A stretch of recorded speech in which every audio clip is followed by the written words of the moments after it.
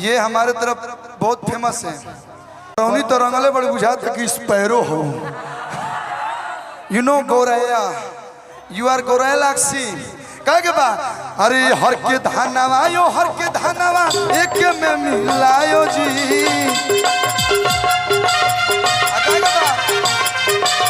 हमर भैया ताहर बहिनिया एक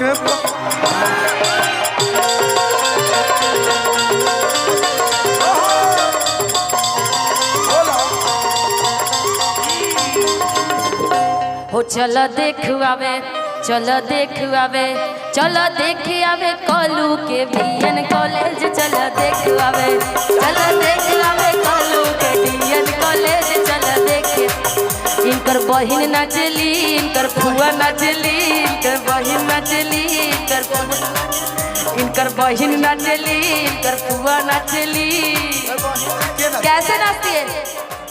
इनके बहिन नाचली इनके फुआ नाचली इनके बहिन नाचली इनके फुआ नाचली। दिने घूमेली तो ई चली बाजार चली देखवावे कलू के बीएन कॉलेज चले देखवावे कलू के बीएन कॉलेज चले देख। लेकिन जैसे लेकिन गाना होके दो एक ही गाना है। रुको पहले ठीक बा बारा बारी। अच्छा पंडित जी लोग तो गाँव में होकबे करी। हाँ एगो तिवारी जी वाला कल हमारा जिनके आए हो पंडित जी है। नहीं मतलब इस घर के अलावा पंडित जी गाँव में मिलवा लू। मैं पंडित जी लोग से रिक्वेस्ट में भैया ऐसा मौका बार बार ना मिली। पलंग मिलल होई मोबाइल मिलल होई गाय मिलल होई लेकिन ऐसा गाय मेहरी मिलल भी हमारा के गाइए दादा।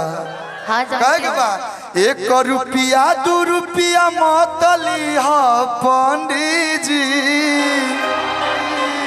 1 रुपया 2 रुपया अरे मतली हा पंडित जी। अरे है निशावा के बहिनी के दहे जली हा पंडित जी। अरे निशावा के बहिनी के हो गलती से है पंडित जी घर चल गई नू। पंडित जी कुछ करस चाहे मत करस लेकिन इनकर लड़का जो मन बड़ा बढ़िया करी। अरे है निशावा के बहिनी के दहे जली हा पंडित जी।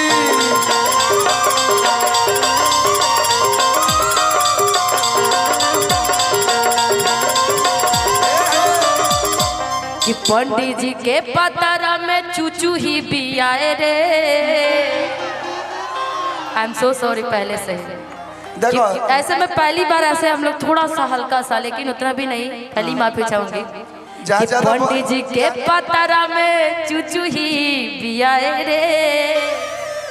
आ कलू जी कहेले हमर बहिन खुल के आवा कि आलू 10 रुपया बैगन 20 रुपया। उतना बोल ही नहीं पा रही हूँ ना तो मत बोला। पंडित जी के पतारा में चूचू ही बियाए रे। पंडित जी के पतारा में चूचू ही बियाए। पंडित जी के पतारा में चूचू ही बियाए रे। पंडित जी अच्छा ये छपरा सिवान गोपालगंज में गाया जाता है ना अपने यहाँ गाया जाता है पक्का। हाँ कि पंडित जी के पतारा में चूचू ही बियाए रे। पंडित जी के पतारा में चूचू ही बियाए रे। हितावा कहेला मोर बहिनी बियाए रे। हितावा कहेला मोर बहिनी बियाए रे। कि आलू 10 रुपया बैगन 20 रुपया। हेलो कब से हमें गाँव तनी आलू क रुपया डीजे बैगन